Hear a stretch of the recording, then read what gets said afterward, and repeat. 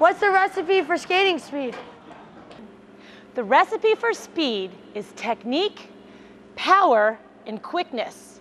In this section, we'll be working on all three, starting with the foundation, great technique. Good technique means covering the most ice per push. To do that, you need a great knee bend, a huge extension, and a tight recovery. Knee bend is the most elusive of all the body motions required for excellent hockey skating. That's because players often think they are bending far more than they really are. The importance of knee bend cannot be understated. Extension is the next major component of a good forward stride. It's important to extend completely, all the way to a straight leg and pointed toe. Your extension is your follow-through, just like when you throw a ball. If you don't use your follow-through, you send significantly less power through that action. Push to a completely straight leg. Any leftover knee bend is wasted speed. A lot of people think that when you do a forward stride, you should push back at a 45-degree angle. Let's compare that to a push that goes directly to the side. Using this measuring stick, I'm going to measure out from this spot 2 feet at about a 45-degree angle. Then I'm going to measure out again 2 feet directly to the side. Starting from here, if I push back at that 45-degree angle and move forward as far as I can with a knee bend and everything else that's right about a forward push, I'll end up here. But look what happens when I push directly to the side.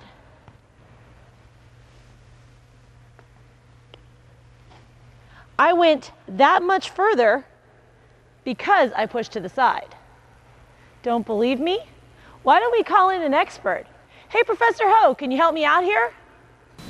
This angle of your initial push is going to determine how far you're able to stride and how long you can travel on that single stride.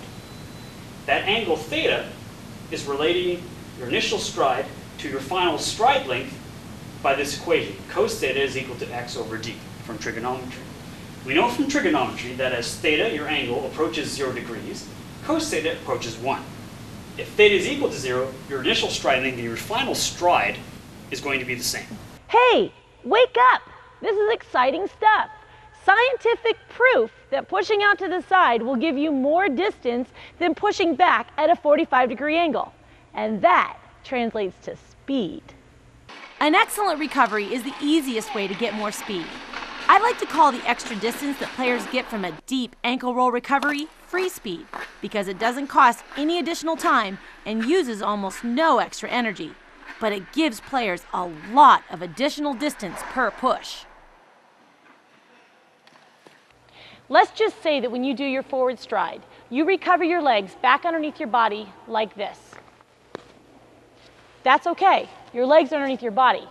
But what if at the same time that you bring your leg in, you also snap your toe and bring your foot in too, like this?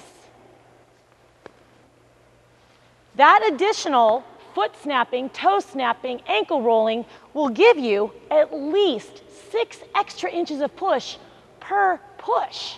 It is crazy to give that up. The snap and roll recovery is probably the most underused speed trick in hockey.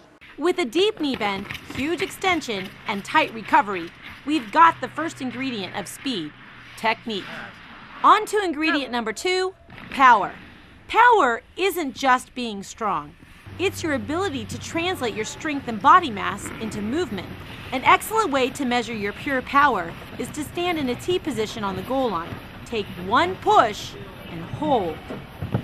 The most powerful skaters will be able to make it from one end of the rink to the other in just one push.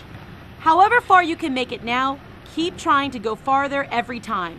And remember to practice each foot separately. Look for more power-producing drills in the Watch and Learn video at the end of this section.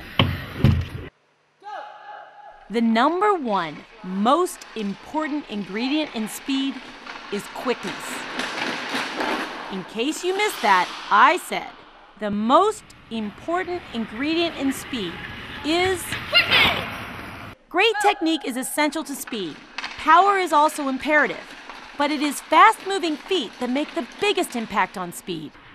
Here is where practicing your ankle rolls will really come into play. Imagine you have two wheels under your body that move endlessly in a circular motion. There are no beginning or end points, just constant, powerful motion. Mastering quick feet is a combination of proper alignment, correct kinetic memory, and sheer will.